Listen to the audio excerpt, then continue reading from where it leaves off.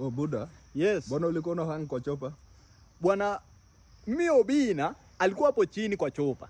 Nikamuuliza Obina, "Suniachi yako 50 bob?" Obina akasema hana 50 bob kwa mfuko. Mimi nikasangaa. Obina unakuja Migori, unatoka Nairobi, unakuja Migori na una 50 bob kwa mfuko. Hiyo ni kasi gani? Unakuja na chopa 6 kwa harusi ya Presinda. Alafu unakuja hapa Migori, alafu unakosa kuachia watu chai. Saa nyingine pesa ukosa. Haiwezi kosa. Obina aliniambia anitumia yako kwa simu. 50 bob unanitumia kwa simu. 50 bob unanitumia kwa simu. Kwa hivyo mimi nikamwambia, wacha mimi nipande chopa, nishike tu chopa, twende na yeye Nairobi akanipatia yako 50 bob.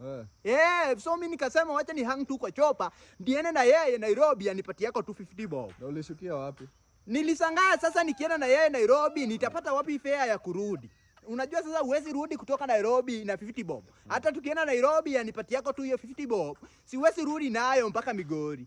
Lakini mimi nataka kuambia Obina, hiyo 50 bob yangu lazima unirudisie.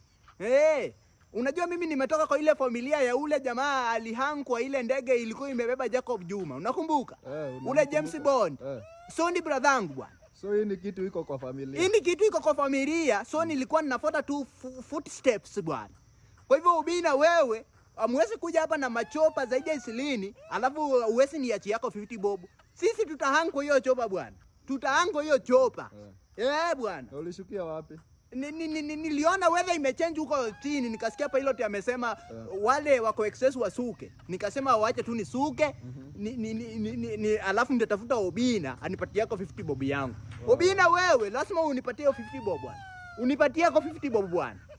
Hapana.